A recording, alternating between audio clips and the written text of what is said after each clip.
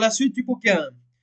En 2011, les Nations Unies ont annoncé qu'elles avaient réussi à éliminer progressivement l'essence au plomb dans le monde. Débarrasser le monde de l'essence au plomb avec les Nations Unies à la tête de l'effort dans les pays en développement a entraîné 2400 milliards de bénéfices annuels. 1,2 million de décès prématurés en moins, une intelligence globale plus élevée et 58 millions de crimes en moins selon une étude de l'Université de Californie. Source: l'élimination progressive de l'essence au plomb présente d'énormes avantages pour la santé et les coûts, étude soutenue par l'ONU. Des chercheurs indiquent que les enfants ayant beaucoup de plomb dans le sang sont beaucoup plus susceptibles d'être agressifs, violents et délinquants.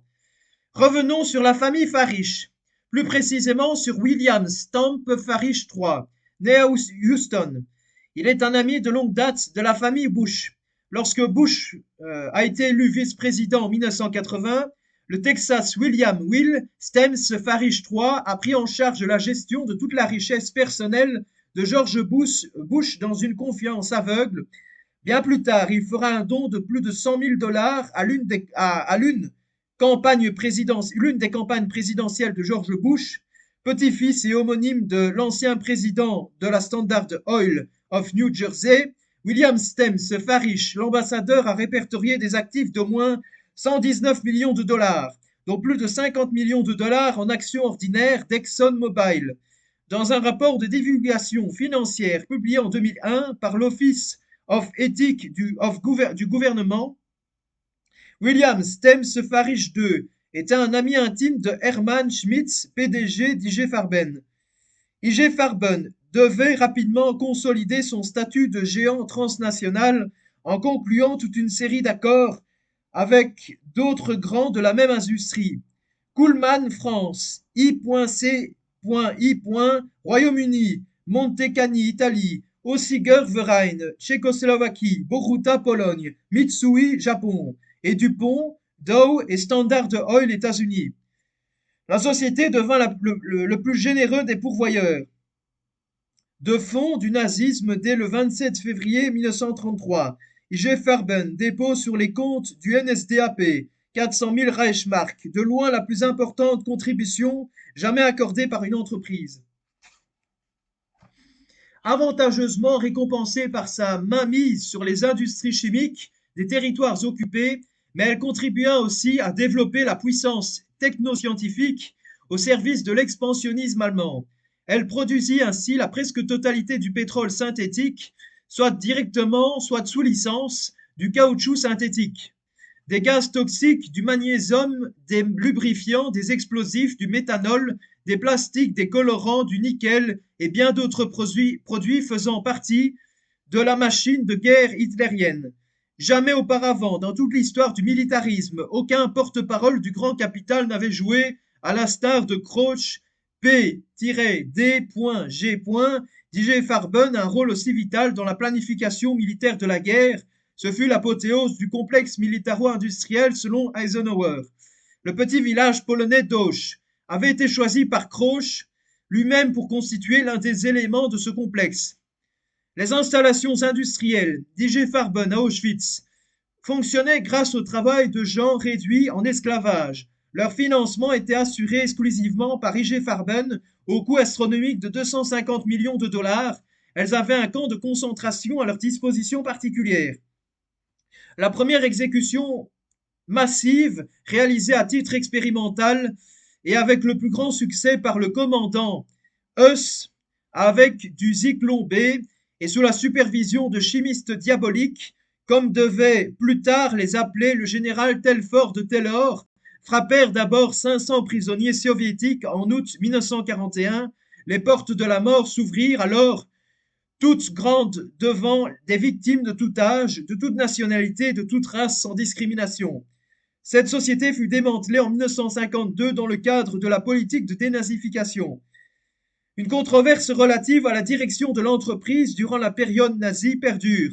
Plusieurs hommes d'affaires américains, dont Edsel Ford, Henry Ford, Walter Teagle, C.E.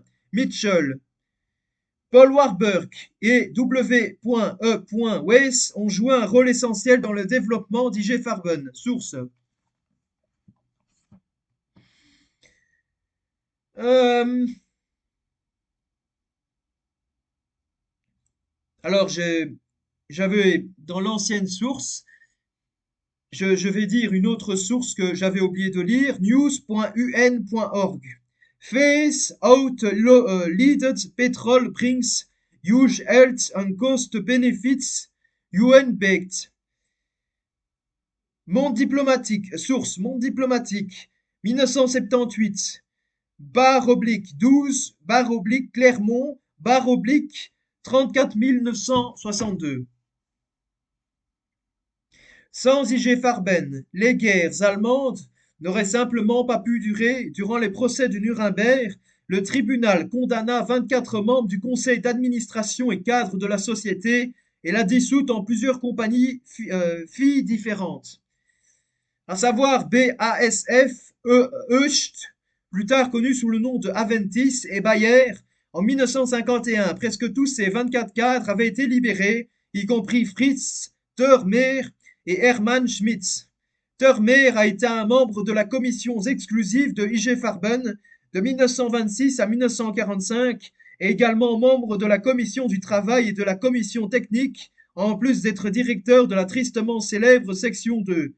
Il était également ambassadeur à l'Italie, recevant les pleins pouvoirs par le ministère du Reich pour l'armement et la production de guerre et était l'industriel le plus impliqué dans Auschwitz. Schmitz était aussi membre de la commission exécutive de IG Farben de 1926 à 1935, était président du conseil et directeur des finances de 1935 à 1945. Il était également chef des économies militaires et membre du parti nazi. Tous deux ont été reconnus coupables par le tribunal de guerre de Nuremberg en 1948. Pourtant, Schmitz était libéré en 1950 et Thurmer en 1952. Après tout cela, Schmitz était nommé membre du conseil de la Banque allemande de Berlin-Ouest en 1952 et en 1956, président d'honneur du conseil des usines d'acier du Rhin. Thurmer, cependant, avait encore plus de succès. À la suite de sa libération, il était nommé membre du conseil de Bayer en 1955 et en 1956, il était nommé président. Les années suivantes, il prendrait plusieurs fonctions supplémentaires, telles que président du conseil de Theodor Goldschmidt, AG, président adjoint du conseil de Commerzbank and Bank Association, AG, en plus de devenir membre du conseil de Wagonfabrik, Uerdingen, de l'association bancaire de l'Allemagne de l'Ouest et de United Industrial Enterprises AG. En effet, les liens de Thurmer avec l'entreprise pharmaceutique Bayer lui a valu une fondation nommée en son honneur, la fondation Fritz Thurmer. Friedrich Fritz Hermann Thurmer est un criminel de guerre nazi, chimiste et entrepreneur allemand. De 1925 à 1945, il est aussi membre du conseil d'IG Farben. En 1932, il devient membre du comité de travail et du comité technique de ce qui deviendra ministère de l'économie de guerre, ainsi que du Wehrwirtschaftsführer. Durant son ouverture en 1937, il s'inscrit au NSDAP au mois de mai. Le 7 septembre 1939, Thurmer et Heinrich Horlein conviennent avec la Heereswaffenamt, je vais essayer de le dire, Heereswaffenamt, de la fabrication du taboun, un gaz neurotoxique, pour la construction de l'usine à Brest-Dolny. 100 prisonniers de guerre sont employés.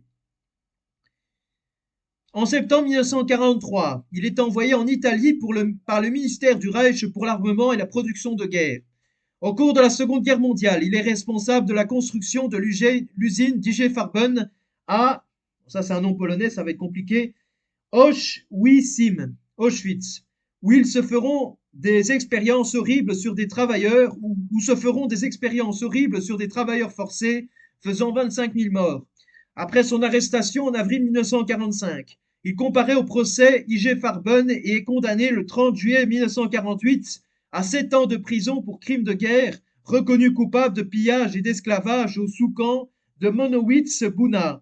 Lorsqu'on l'interroge durant ce procès sur les expériences sur les hommes à Auschwitz, il répond que c'était insignifiant. Les prisonniers n'ont pas reçu de douleur, sinon ils auraient été tués.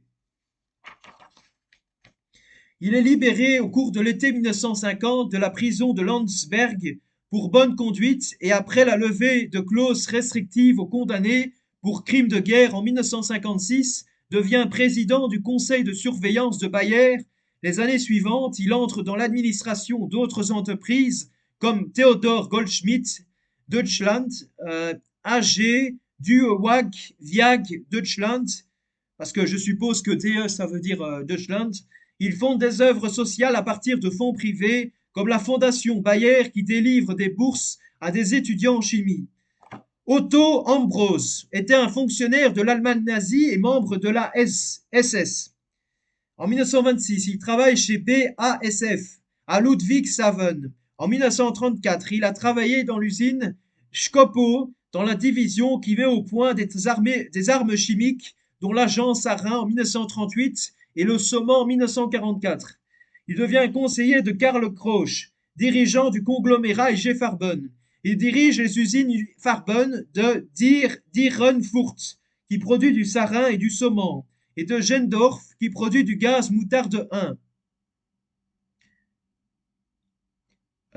Qui produit du gaz moutarde. En 1944, il reçoit la Croix de guerre.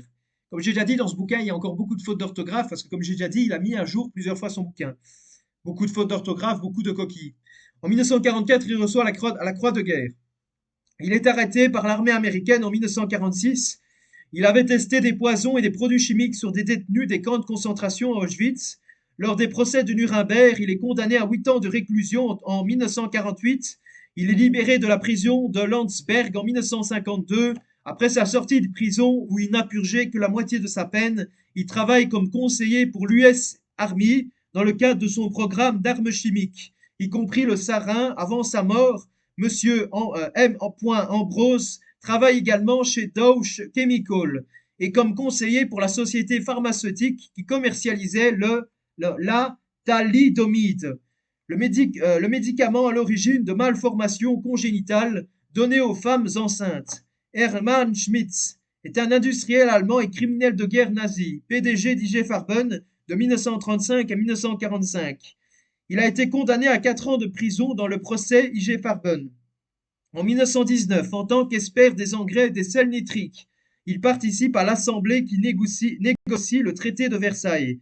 Là, il a rencontré Karl Bosch, un chimiste de renommée mondiale. En juillet 1919, Schmitz fut embauché chez BASF par Bosch comme son conseiller financier. Il a été promu administrateur du département extérieur de BASF, poste qu'il a maintenu auprès que la société soit devenue membre d'IG Farben. Conformément à ses exigences professionnelles, il a maintenu des contacts avec de grandes entreprises telles que Standard Oil, avec lesquelles il a participé aux négociations, ayant toujours le soutien des gouvernements de cette époque dans l'intérêt d'IG Farben. En 1941, Hitler lui a donné un portrait de lui avec son autographe en cadeau pour son dévouement aux objectifs de l'Allemagne nazie. Il a été arrêté et inculpé lors du procès d'IG Farben, au cours duquel il a été condamné à 4 ans d'emprisonnement, y compris le temps déjà purgé, pour crimes de guerre et crimes contre l'humanité par le pillage et la spoliation des territoires occupés. Il a été libéré en 1950 et est devenu membre du conseil des administrateurs de la Deutsche Bank à Berlin, ainsi que président d'honneur de Rheinische Stahlwerke AG. Friedrich Gajewski était un homme d'affaires allemand avec IG Farben et Wehrwirtschaftsführer, leader de l'industrie de guerre, pendant la Seconde Guerre mondiale. Il est entré dans l'emploi civil en 1912 avec BASF, mais est revenu à l'armée impériale allemande en 1914, servant dans la Première Guerre mondiale jusqu'en 1917. Il a été rappelé pour gérer les usines à gaz de BASF à Ludwigshafen, au Pau, et à cette époque, Gajewski s'est fait connaître pour la première fois chez IG Farben en 1925, lorsqu'il a été nommé assistant de Karl Bosch et directeur de l'entreprise en 1925. Sa carrière dans l'entreprise s'est concentrée sur les produits photographiques, Gajewski étant nommé directeur technique d'AGFA En 1928 est chef de la division des produits 3. DJ Farben, fourniture photographique, soie artificielle et produits à base de cellulose. 2 ans plus tard, alors qu'il était également nommé membre à part entière du conseil d'administration d'IG Farben en 1932, ses rôles l'obligeaient à travailler en étroite collaboration avec Dynamit Nobel. Et en tant que tel, il a été membre du conseil de surveillance de cette société de 1936 à 1945. Gajowski a été arrêté par l'armée américaine le 5 octobre 1945. Il a été traduit devant le procès IG Farben en 1947 et bien que l'affaire ait vu les détails de sa dénonciation des membres juifs du conseil d'administration d'IG Farben, suite à la prise de contrôle nazi, il a néanmoins été acquitté de crimes de guerre. Source Wollheim Memorial.de Fritz Gajowski. En effet, Gerhard Ohlendorf avait initialement écrit un affidavit pour la défense de Gajowski, qui selon lui avait aidé son départ d'Allemagne. Mais il a retiré la déclaration après que la lettre de Gajowski à la Gestapo a été découverte et lue au tribunal.